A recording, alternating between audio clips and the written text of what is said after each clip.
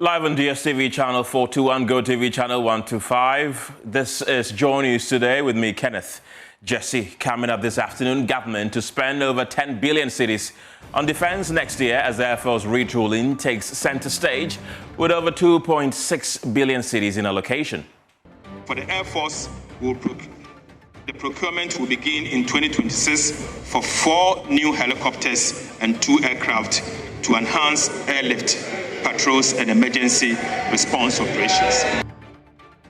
Details as the government prepares to begin the procurement process to secure 4 modern helicopters. Also this afternoon, Minority doubles down, claims the economic rebound is due to foundation laid by the erstwhile MPP administration as they respond to the 2026 budget presentation. 2026 budget is presented under the theme Resetting for Growth, Jobs and Economic Transformation. It builds on recent macroeconomic stability which began under the MPP government. We've got details as they fight the government's claim of financial discipline. We will take you live to Parliament. Plus, we will tell you why the minority leader is accusing some of his colleagues of backbiting. Also in this package, over 300 residents of Obuasi, Dajuni and Ahafuhwidiam communities spent 2 weeks in prison custody, with others mistakenly picked up in a joint military-police swoop following an alleged attack on some members of NIMOS and officials of the EPA. We are supposed to exhibit a very high level of professionalism in the execution of this duty. We must also acknowledge the fact that we are going to work with and on human beings. We've got the latest of these and many other stories coming up in the next 1 hour. This is Joy News. We're independent, fearless and credible. Stay tuned.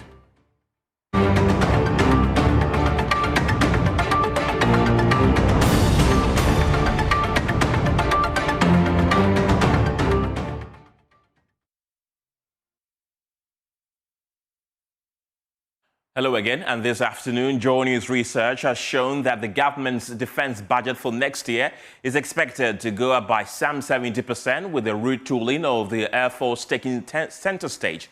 Over 10 billion Ghana cedis has been budgeted for 2026, and about 25% is expected to be spent on the revamping of the Ghana Air Force, with 4 modern helicopters expected to be procured in 4 years. Well, the JoyNews Research team has been digging deep on the breakdown of this 10 billion Ghana cedis defense budget and have details for us. But first, let's listen to Finance Minister Kasiel Atoforsen announce the retooling of the Air Force during the 2026 budget presentation.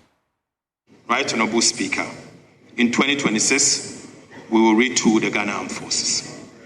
Mr. Speaker, before I proceed, let me honor the late Dr. Edward Kofi Omaneboama, whose vision laid the foundation for the retooling of our armed forces. In his memory, Mr. Speaker, government will, from 2026, launch a comprehensive modernization program to strengthen the Ghana Armed Forces, Navy and Air Force to today's evolving security challenges. Mr. Speaker, this program will upgrade logistics, equipment and infrastructure across all services. Mr. Speaker, for the Army, government has moved to renegotiate the 80 million Elbit Systems contract to secure 19 armor personnel carrier needed to boost ground readiness. Mr. Speaker, for the Navy, we acquired the 272-meter offshore patrol vessels fitted with helipads and modern combat systems to protect Ghana's maritime borders, offshore energy, asset and trade routes. Mr. Speaker, these ships will restore control over our exclusive economic zones and strengthen national resilience at sea. Right Honorable Speaker, for the Air Force, the procurement will begin in 2026 for 4 new helicopters and 2 aircraft to enhance airlift, patrols and emergency response operations. Right Honorable Speaker. Right Honorable Speaker, let me repeat. Right Honorable Speaker, let me repeat.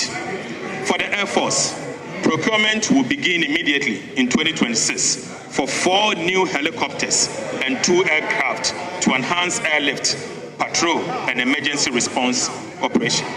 Mr. Speaker, this retooling agenda will transform Ghana's armed forces into a modern, agile, and mission-ready defense force worthy of our sovereignty and the sacrifice of our heroes.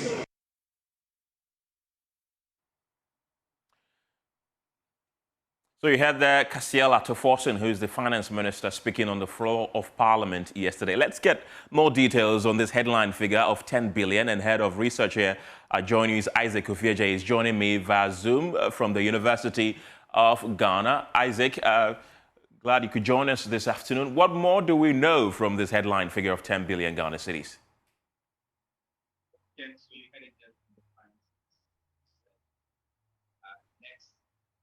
Isaac, I'm struggling to hear you.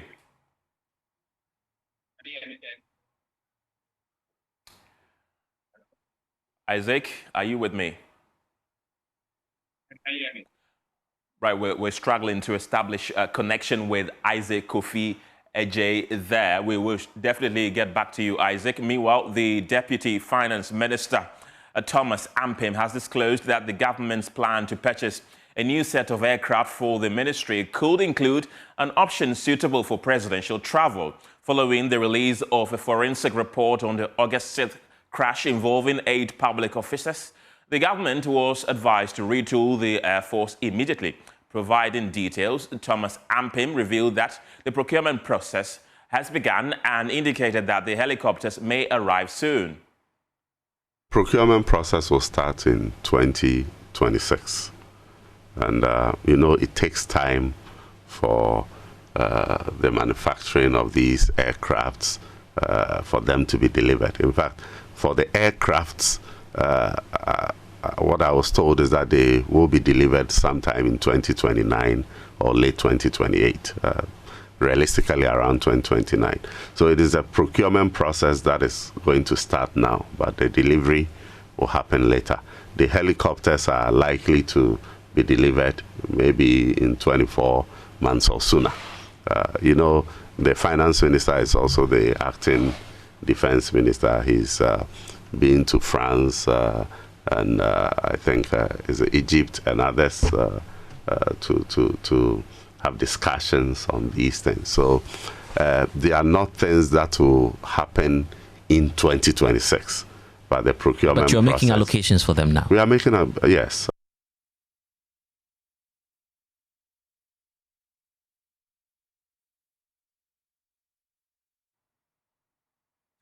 Let's get back to Isaac Ofieje, who's the head of our research desk here at JoyNews, to give us more details about this 10 billion headline figure. Isaac, I believe I can establish connection with you right now. And Isaac, what more do we know about this 10 billion figure? Can you hear me now? Yes, much better. Right. So just like I was saying, the finance minister said 2023, which is next year, will be very, very key on the retooling of the Ghana Armed Force, and the Air Force will play an important role. What we are learning from the data that we've been tracking from both the 2025 budget and next year's budget is that we are going to have our defense budget being increased to some 10.8 billion Ghana cedis in 2026. And let me walk you through the breakdown of this 10.8 billion cedis. We understand the headquarters, which definitely will be manning the compensation of employees, the salaries of those under the Ministry of Defense will take about 7 billion Ghana cedis. Feeding for the armed force will be around 300 million Ghana cedis. We also have retooling of the Ghana Air Force, very, very important. The finance minister said it yesterday. And we also understand that will cost the state some 2.7 billion cedis next year. And the construction of forward base in the northern parts of the country, northern border security, and as well as the establishment of new barracks will cost the state some 150 million Ghana cedis. So essentially, the defense budget is expected to hit some 10.7 or 10.8 billion cedis next year. And the retooling of the Air Force plays an important role. We also understand that this is expected to go up by 70%, Ghana's defense budget. Is this the first time that we're seeing such an exponential jump in our defense budget? If you look at the 10.7 or 10.8 billion, definitely what you see is that this is the highest since independence. And the checks we've done is that the average increment over the past 3 years has been around 40%. But this year, the expectation and based on what we are seeing in the budgets is that defense budgets will go up by 70%. That definitely is an outlier when you look at the annual growth rate in terms of defense budget. What we also understand is that if you look at the retooling of the Ghana Air Force, majority of that will come from the procurement of the ultra-modern or new or modern, helicopters, which the finance minister said is going to be in 4 years. So definitely, you can't compare, the budget of 6.4 billion last year to next year's 10.7 billion. You can see a huge difference. And it's interesting that just 3 months after that helicopter crash that killed 8, including the defense minister, the government is now hoping to add an additional 3 billion cedis to defense budgets next year. And many would want to know how much of that is a percentage to our current GDP or the one that we're projecting to have in 2026. Well, so unfortunately, we've not been able to spend a lot on our defense, right? But this increment will take the number higher. What we understand is that if you look at the retooling of the Air Force, that will form a significant part of the defense budget this year. That's about 24% of the entire defense budget. But education and health still remain the biggest in terms of if you're comparing it to GDP, education and health remains the highest. But you can't take defense out of the top 5. Well, Isaac Ofieje, thank you very much. That's the head of research at JoyNews. Now, let's bring you more stories this afternoon because the government has announced some sweeping tax reforms in the 2026 budget in a bid to restructure Ghana's tax regime to boost revenue.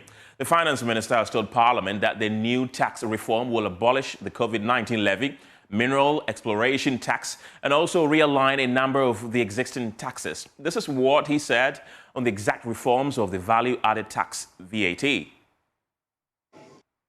Reforms will do the following. We will abolish the COVID-19 health recovery levy. Mr. Speaker, we will abolish the decoupling of Ghc10 and national health insurance levies from the VAT tax base. Mr. Speaker, we will abolish VAT on recognizance and prospecting of minerals.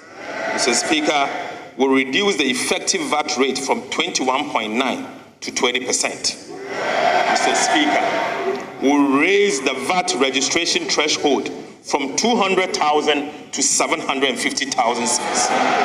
Mr. Speaker, we will extend VAT zero rating on the supply of local manufacturing textiles to 2028. And of course, here are some of the key budget allocations for the 2026 financial year. Mr. Speaker, to unlock round-the-clock productivity, export and decent jobs under the 24-hour economy, we have provided an allocation of 110 million Ghana cedis in 2026 for the implementation of the 24-hour economy program. Mr. Speaker, we will be leveraging to the 24-hour economy program will be leveraging with GAF and DBG and provide private capital to keep financing largely of the sovereign balance sheet. Mr. Speaker, we have allocated an amount of 2.2 billion Ghana cedis to the Ministry of Food and Agriculture. Right, Honorable Speaker, of this amount, we have allocated 245 million Ghana cedis for the Nkokon Ghc10 and livestock program. We have also allocated an amount of 15.2 billion Ghana cedis for the energy sector shortfalls. Mr. Speaker, we have allocated an amount of 4.8 billion Ghana cedis to pay down some of the IPP legacy debt as we have negotiated. Mr. Speaker, we have also allocated an amount of 4.3 billion Ghana cedis to the Ministry of Roads and Highways for road construction. In addition to this, Mr. Speaker, we have allocated 3 billion Ghana cedis to the Road Maintenance Trust Fund to construct 10 kilometers each in 166 constituencies in 2026 to keep roads more travel in our constituencies. Right, Honorable Speaker, to strategically open the country, linking nations, national and regional capitals. We allocated 30 billion Ghana cedis in 2026 for the Big Push program. Mr. Speaker, we have also allocated 33.3 billion Ghana cedis to the Ministry of Education for its program and activities in 2026. We stay a while on the budget because Deputy Minister for Finance Thomas Ampim has explained why newly recruited nurses and teachers were not captured directly in the Finance Ministry's 2026 budget statement. Well, the nurses and teachers, after picketing at the ministry a few months ago, were given emphatic assurances that they will be catered for in the budget. However, speaking on the Super Morning Show today on Joy FM, the Deputy Minister, who gave those assurances earlier this year, said the government has already issued financial clearance for the unpaid workers, and therefore there was no need for the finance minister to repeat it in the budget document. He added that he is unsure whether the monies released have hit the accounts of the affected teachers and nurses.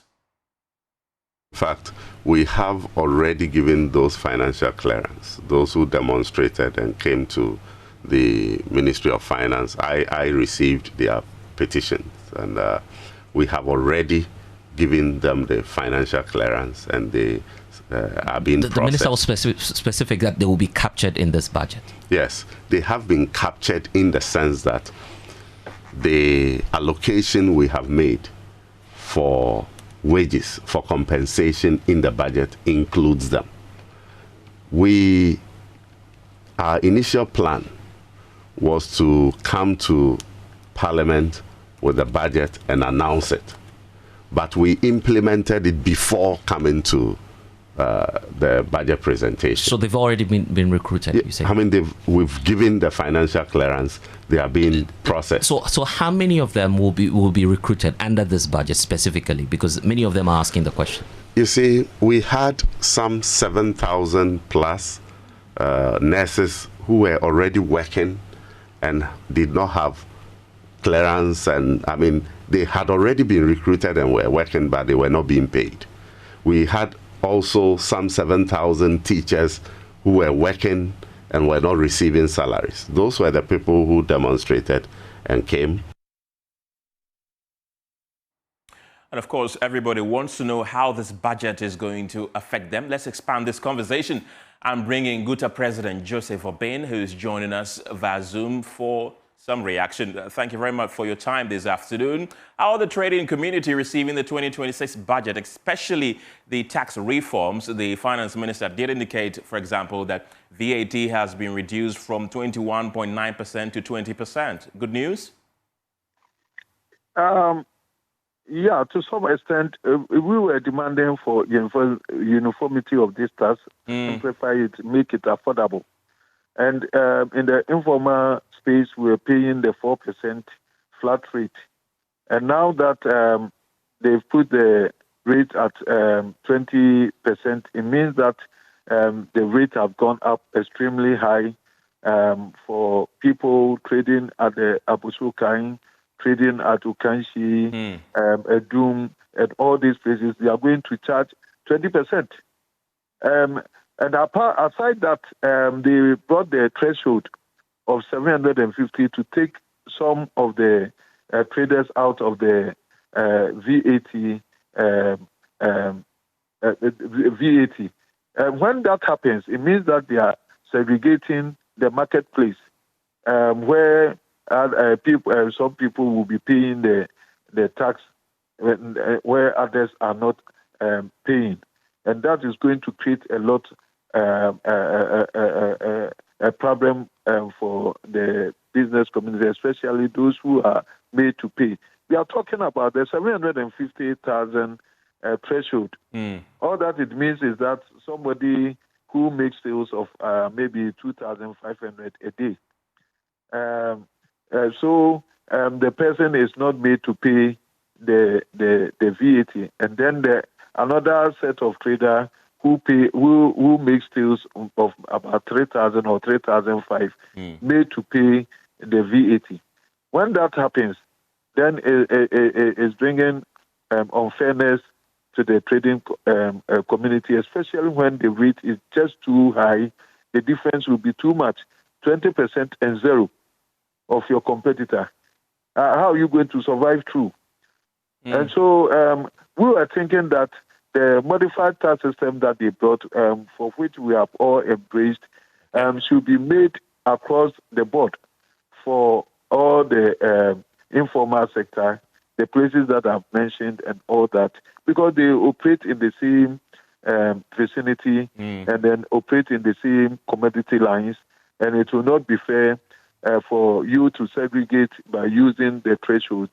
And that's the major problem that is going to happen to us. So that means ultimately the consumer is going to bear the brunt. Yeah, it's going to bear, and apart from that, the person who is going to be made to pay the VAT is going to be penalized because the consumer has a choice. The consumer has no problem here because the consumer has the discretion to buy from the person who is not made to charge the VAT, and it's legal. You understand? There's no discretion, there's no compulsion on the part of the consumer to forcibly buy from the person who is charging the VAT. He has the discretion. And so the consumer might not be even be affected, but then the person who is being made to charge is going to be penalized and victimized. Joseph Obeng, thank you very much. He's the president of GUTA. We stay a while on the budget, though, but this time on the minority side in Parliament, because they are doubling down on claims that the current economic growth and recovery is due to what they call the foundation laid by the erstwhile MPP administration. On Thursday, Finance Minister Kasia Latoforsen presented the 2026 budget and touted the government's efforts to stabilize the economy, which he said had yielded results. But the MPP group in Parliament insists the John Mahama government cannot take credit for the economic improvement. The 2026 budget is presented under the theme Resetting for Growth, Jobs and Economic Transformation. It builds on recent macroeconomic stability which began under the MPP government. The trajectory for a return to single-digit inflation, improved reserves, and early signs of recovery in the non-oil GDP sector was expected. And we have known this since a year ago when the MPP left government. And these were due to the policies the previous MPP government implemented. As we have said in the past, the NDC has not initiated any new strategic policy to drive these developments. They have simply stuck to script developed by the MPP with the IMF 2 years ago when we negotiated the ECF IMF program. The central position of the budget is that Ghana is now transitioning from stabilization to a big push of investments that would drive jobs, exports, energy security, and socio-economic transformation. While the government highlights recent stabilization gains, a close examination of the budget numbers reveals concerns that must be brought to the attention of the Ghanaian public. So that's the former finance minister, Dr. Amin Adam there. Let's still stay in Parliament and speak to our resident correspondent, Kweku Asante, who's standing by with some more details. Kweku, the minority also say the finance minister has been refusing to spend and cannot claim financial prudence. Tell us more. Well, yes, Ken, we know that one of the answers that the NDC has been proudly touting since they assumed office in January of this year has been what they call financial discipline. They say they've been able to tame government finance and government spending, unlike the past where the government just went on a frolic and kept spending money it didn't even have. The minority say it cannot be true because some of the budgetary allocations that were made for the various MDAs were not even released. And so what is actually happening is that we have a finance minister who is not releasing money to critical sectors of the economy. And they say you cannot call that financial discipline. You are simply underperforming in terms of the revenue you are able to raise. And because of that, you are not sending money to the critical spaces, education, health, agriculture. And then you are putting some money aside and then just standing around and insisting that you're embarking on prudence and fiscal discipline. They say that is not the case. Dr. Amin Adam says that the real proof of financial independent, financial discipline, is when you're actually able to raise the revenue, you actually spend the way you have budgeted, and you do not go above that. That is when you can say that you've had financial discipline, and not when you are simply not raising enough revenue and you're not sending enough money to the MDAs, Ken. And what more have they been talking about? Well, one of the key sticking points that have come up at this news conference is the claim that the government is getting financing from the Bank of Ghana. They talk about the gold board. They say that the gold board has not received the allocation that the finance minister allocated to them in the 2025 budget, but they have still been operating and buying gold, which means to them that the Bank of Ghana is financing them. We'll come back to you, but we can now listen to the former finance minister on the spending bit that he mentioned. But the government has implemented only about 0.5% year to date. Even with this, we can challenge it as it may have been inflated. But for a government that seems to want to shift the fortunes of Ghanaians with its so-called big push, this is heartbreaking. This 1 percentage point gap, nearly $1.1 billion in foregone public investment, was not a product of efficiency savings. It reflected cash rationing, auction shortfalls, and mounting debt service pressures in levels. In reality, the minister's approach to fiscal management is not disciplined. It is reactive, relying on short-term cuts to maintain the appearance of order. And this is very dangerous for our medium to long-term development. Using Ghana's macroeconomic parameters and IMF consistent multipliers, you will clearly understand the cost of the damage. We've also been hearing from the minority leader who has been criticizing some of his colleagues at a caucus meeting for backbiting. What are the details? Well, yes, Ken. We know now that yesterday the minority held a caucus ahead of the budget presentation. The minority leader has posted a transcript, or in fact, the speech he read to his colleagues in that meeting.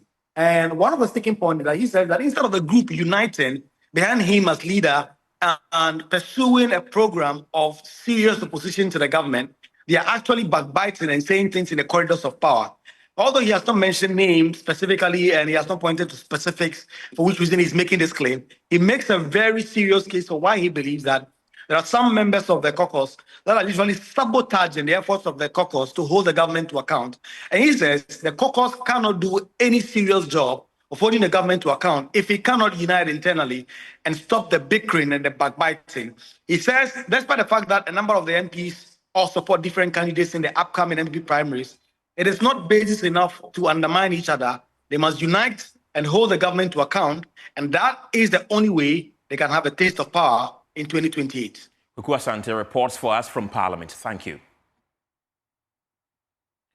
Now, the Finance Ministry's latest special audit has revealed that between April 2020 and August 2025, more than $31 billion was moved out of Ghana with no corresponding imports, exposing what Finance Minister Kasiela Toforson describes as, quote, an organized system of exploitation within the country's export declaration regime. Over 500,000 import declaration forms valued at $83 billion were processed within the period, but a significant share of these transactions involved funds transferred outside the country without any goods arriving, a major breach of Ghana's foreign exchange management system, with potential to accelerate cedi depreciation, weaken revenue mobilization, and deepen balance of payments pressures. Speaking on PM Express with Evans Mensah, the Finance Minister said all implicated individuals and institutions have been referred to the Attorney General, YOCO, FIC, and the CID, while the Ghana Revenue Authority has established a special recovery unit to retrieve lost revenue. These are invoices, interim payment certificates that has gone through all the process, and it's only waiting at the Auditor General's office, the Controlling Accountant General's office, and Bank of Ghana, just waiting for cash for payment.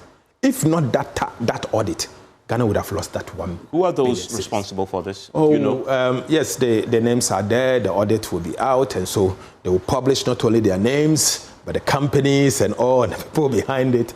And so I didn't want it to overshadow the policies, the excellent policies in the budget. And so I felt that I should present the budget first. You said the Auditor General will present the document. And then you also said that Attorney General, you believe, should also take over. The Attorney General will have to take over. Well, the Finance Minister, Ghc10, also revealed damning findings from the broader special audit of outstanding government payments. Out of 68.8 billion cedis of claims submitted for review, 10 billion Ghana cedis was rejected entirely, with auditors citing duplicated submissions, inflated invoices, falsified store receipts, and requests for payment for work not done. Ghc10 says the audit has prevented billions in potential losses, restored accountability, and strengthened expenditure controls. That the auditors are certain with is that they have rejected 10 billion Ghana cedis. 10 billion? 10 billion Ghana cedis that don't pay. Because? Don't pay because the liabilities, some are recycled IPCs, work done already, and they are recycling it and for the state to pay. Some have falsified stores receipt advice and asking the state to pay, and some are fictitious. Look, the report will be published next week. It will blow your mind. Okay. Let me tell you, it is damning, in fact, troubling. I put it this way. The one that shocked me most, and I said to my staff at the ministry that, look, when I got in and I said, stop all the payment, let's do the audit before anything goes. And they said, oh, but what about the ones at the controller and the Bank of Ghana and is going? I said, no, it has to be stopped. So you stopped all that? I stopped all of that. And some of them felt that, oh, as for that one, it's been processed and it's legitimate and all. I said, stop it. My instinct in me says, stop it. Let's subject it to arrest, to audit. You know how much was there? 13 billion. That 13 billion, the Auditor General has validated 12. 1 billion, the Auditor General said, don't pay, they are fictitious. Let's shift our focus away from the budget and talk about Galamsey, because over 300 persons have been remanded into prison custody for 2 weeks over an alleged attack on some members of the National Anti-Illegal Mining Operations Secretariat and officials of the Environmental Protection Authority, including journalists. The individuals, who are residents of Dajuni and Anguna in the Ashanti region, Hridiem, Kenyase, Goso in the Ahafo region, were apprehended in a joint military police swoop. Emmanuel Bright-Kweku reports some relatives of the suspects insisted on their mistaken arrests. We are supposed to exhibit a very high level of professionalism in the execution of this duty. We must also acknowledge the fact that we are going to work with and on human beings. On the dawn of Wednesday, 12 November 2025, the armed forces and police conducted a simultaneous raid in the Ahafo, Ashanti, and Volta regions.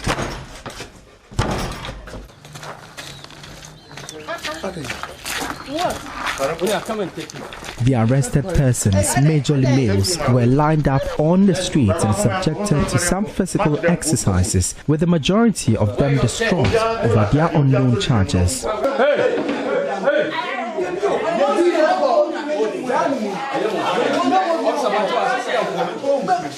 The residents explained the military police team allegedly mistook the Dajuni community on the Kumasi-Obuasi stretch where the swoop was carried out for another Dajuni community along the Obuasi-Dunka road where some illegal miners attacked the EPA team. Some eyewitnesses alleged despite proving their innocence, the soldiers and police officers failed to heed their concerns and transported them to Kumasi.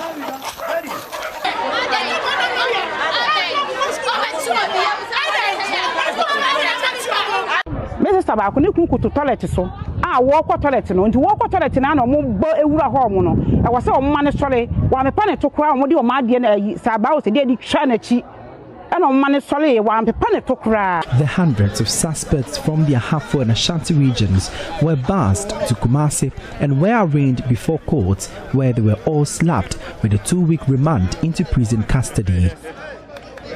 It was a sad scene at the Kumasi Central prisons as scores of families and relatives of the suspects queued up at the frontage of the prison to pay visits and seek bail for them. Residents of the communities and some members of parliament, including Gideon Boakon of Tano North constituency, have condemned the mass arrest as they believe innocent persons have been mistakenly picked up in the operation. But I'm worried at the manner in which the military coup operation took place in the Ahafo region. We have had hundreds and even thousands of people who have been, whose houses have been invaded unawares. They have been taken away from the region to somewhere in Ashanti region, and such people did not have that right or luxury of time to even prepare for the travel or their movement to Ashanti region. I am by this calling on the Ghana Military Service to ensure that the rights of those individuals who were moved from Ahafo region to Ashanti under the operation to ensure that Galamsey activities do not happen are given proper and rightful treatment such that their rights will not be violated. They are pleading for their release as they request that the military carries out a targeted swoop. For Joy News, my name is Emmanuel Bright Kweku. The news returns shortly after this break with business. Don't go anywhere.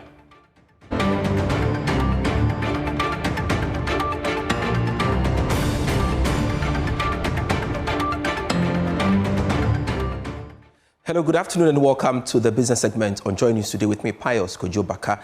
The Circular Economy Center is spearheading efforts to drive Ghana's shift towards a sustainable and regenerative economic model with a strong call for mainstream financing to support circular businesses and strengthen green growth. More in this report.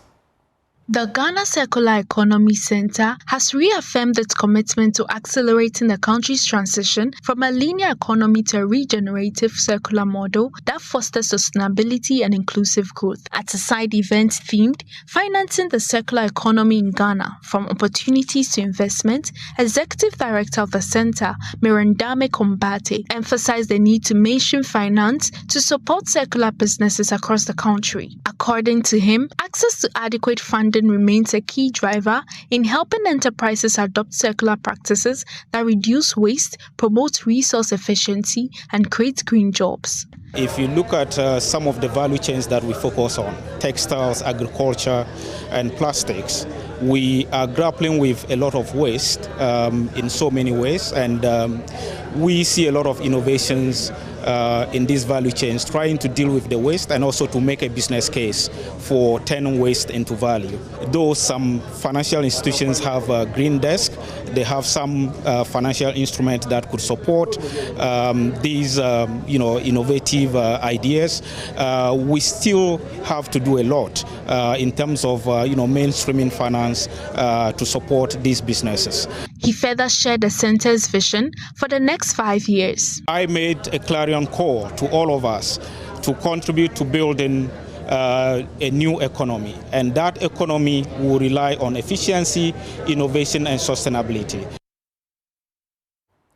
MTN Ghana, under the leadership of its Chief Corporate Services and Sustainability Officer, Adjoa Yafe, has reaffirmed its commitment to making sustainability a core part of its operations. Speaking during the company's Sustainability Week celebration, she emphasized that MTN's strategy focuses on environmental protection, social inclusion, and ethical governance. At the launch of MTN Sustainability Week, Chief Corporate Services and Sustainability Officer Adjoa Yafe emphasized that the initiative seeks to build a strong culture of sustainability within the organization while inspiring industry players, policymakers, and the public to act responsibly towards the environment and society. For MTN, the starting point, and I think for a lot of other companies, the starting point is our strategy. Making sure that sustainability is not something that we push to the side, but it's something that is core to the way we do business. So a strategic priority for us is I talked about a shared value. How do we ensure that whatever we are doing benefits not only us, but our community? It's eco-friendly, so protecting the environment. It is done ethically and contributes to the economy of the country. So that is where we start from, and we have targets that we track. And so that requires us to also take action internally to be able to show that indeed we are meeting these targets. She added that under its environmental, social and governance framework, the company is targeting net zero carbon emissions by 2040 through renewable energy solutions such as solar-powered data centers and offices. Our theme is sustainability is a collective responsibility. So we are always looking for ways to partner, ways to collaborate with others. So for anyone who is interested and who wants to collaborate, we are open to collaborating. We cannot do it on our own, even if we are the market leader. We need everybody on board. Sustainability is not something that one person can do and say, "Oh, I've done it." Because when you're looking at protecting our environment, you cannot do it on your own. You have to have other people also chipping in to make sure that the results that are achieved are sustainable or, are long-term. MTN. That's all for business for now. I am Pius Kojubaka. Meanwhile,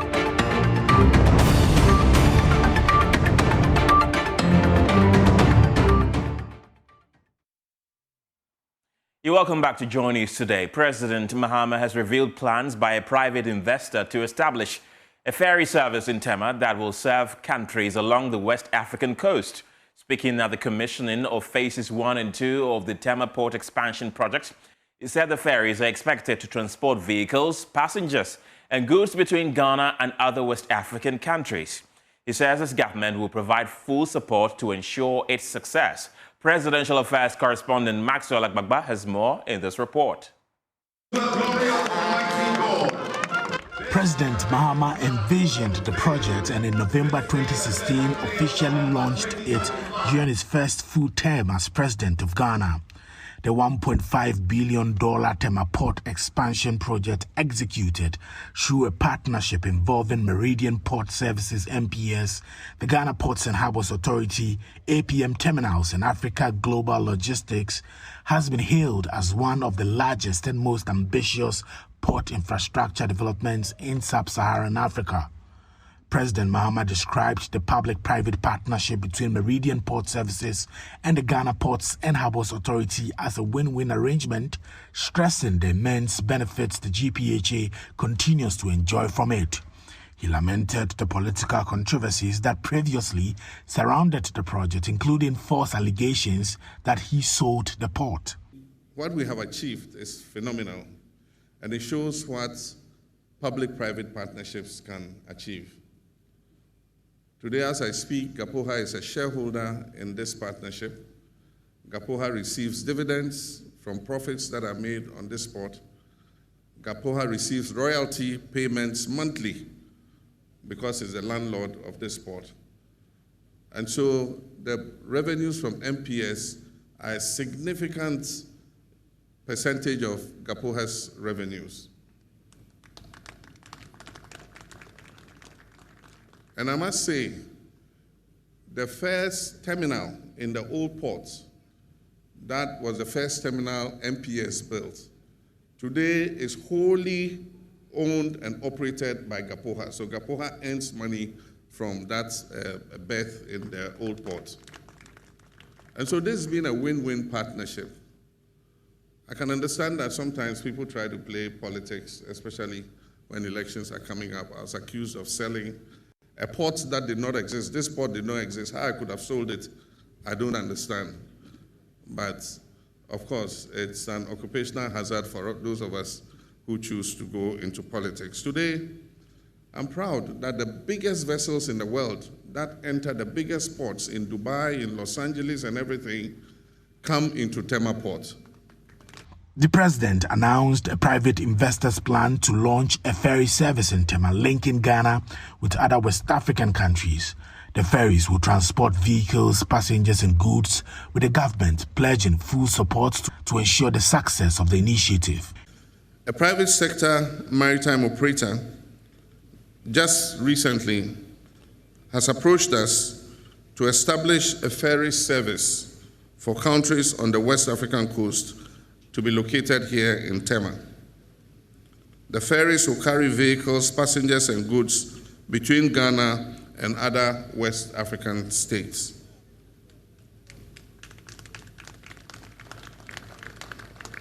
Indeed, they called on me and I referred them to the Minister of Transport and also to the Director General of the Ghana Ports and Harbours Authority. If you go to Europe, you know what the ferries are.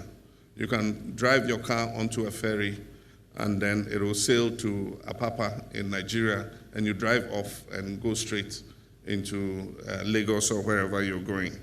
It can take trucks carrying cargo, it can take passengers. And so if we have that service, it would help supplement sending cargo always by road. You can go by ferry with your goods to Nigeria. He also tasked the port authorities to create employment opportunities for young Ghanaians. The CEO of Meridian Port Services, Mohammed Samara, commended President Mahama for his foresight in initiating the project in its first full term in 2016. Your Excellency, you have envisioned this project in 2015 when you came to launch Terminal 2 added capacity. And you put a challenge for us to build this one.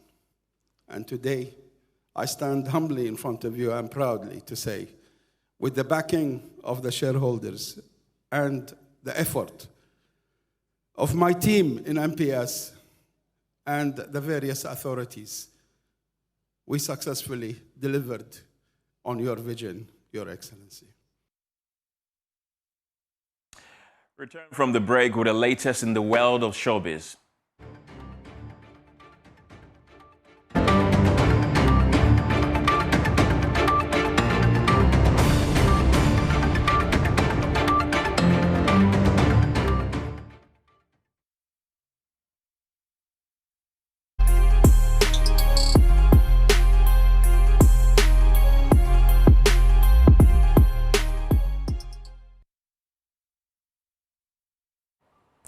And it's time now for Showbiz. I am Lois Shola Adeyemi, bringing you all the news happening in and around the world of entertainment.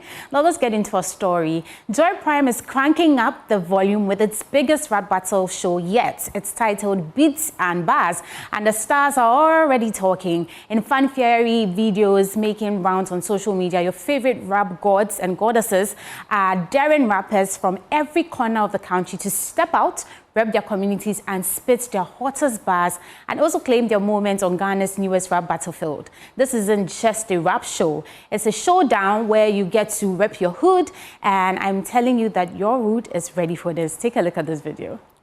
Yo, what's up, Ghana? What's up, world? My name is NJ Bob Maradona, aka Guru NKZ. It's all about beat and pass. Charlie represent. So if you get the opportunity, grab them. If you the best MC, come show up, be showcase. Get involved. Let's go. One. Hello guys, it's your girl 6 here. You know what? Joy Prime is having a community rap battle. So if you are interested and you are ready to represent your community, please send in your name on the number on the screen. Do it now, okay? Come. If you're a rapper, a singer, whatever, come and rap. I mean, you know that. See you there. Hi, my name is Nero X, call me the Monster. Do you have what it takes to represent your community in a rap battle? This is your chance to prove it. Register now for the biggest rap battle competition. If you're interested, send your name and details to 055-157-5757. And of course, you're going to be on the big stage. Enjoy. Nero X, call me the Monster. Let's go. Well, moving away from that to our next story, the National Service Authority, NSA, has pledged to foster a great gaming ecosystem in Ghana. And according to Board Chairman Okai Winter, this will be the authority's move to support young innovators in the ever-growing digital landscape. He said this at the November Numerique Accra 2025, a global festival of digital cultures. There's more in this report by Kenneth Awochedako. Festival, which took place at the Alliance Francaise in partnership with Letty Arts, saw a showcase of digital cultures. The NSA board chairman, Okai Menta, indicated that his outfit is committed to creating a conducive atmosphere for gaming and other forms of immersive and digital experiences to thrive. The National Service Authority will continue to champion that future, one where service becomes an invention, where learning becomes creation, and where young people drive the digital economy with purpose and pride. Tonight is not an ending, but a beginning. I am pleased to announce that the National Service Authority will partner with Letty Arts to lay the foundation for a vibrant gaming ecosystem in Ghana. This year's edition was themed Exploring Digital Creativity and Connection. It brought together artists and creative minds to celebrate the intersection of arts, technology and culture, and was also graced by the French ambassador to Ghana, Diarra Dimay Labille. Head of Cooperation and Cultural Affairs at the French Embassy, Julien Lecas, expressed pride in the power of cultural diversity on display. Also, dear President, that next year, in 2027, we'll celebrate the 70th anniversary of Alliance Francaise, and so it also shows that the past, 70 years ago, you opened the Alliance Francaise of Accra, and you are still there, now continuing to work on a French language, on cultural diversity, but also on innovation. So you show us that the way to the future. Here are some of the innovators who showcase their work. We believe that through immersive media, through VR headsets, there's a lot more revenue that can be generated from all these other billions of people who are interested in visiting Ghana and Africa, but cannot make it for various reasons. The main issue that we've observed, at least, is that they don't find our stories interesting enough, right? So that's where we are coming in. Why don't we give them something interesting based off of our own stories through games, in any basically interactive media, that would sort of captivate their imaginations, right? So that's what we are trying to do. The event was through collaboration of Institut Français, Alliance Francaise Accra, and Letty Arts, with support from local digital creators. Well, that's how we wrap up Showbiz. I am Loy Sholademi. For more entertainment stories, do log on to myjoyonline.com. Now, Kenneth, are you a gamer? Yeah, I am. Yeah. Well, then this is good news for you then. I will see if I can compete with the big gamers who will be coming. But that should be a very interesting one, Lois. Thank you. Yes, and for more news, you can log on to myjoyonline.com. That's how we wrap up JoyNews Today this afternoon. My name is Kenneth. Jesse, have a good afternoon.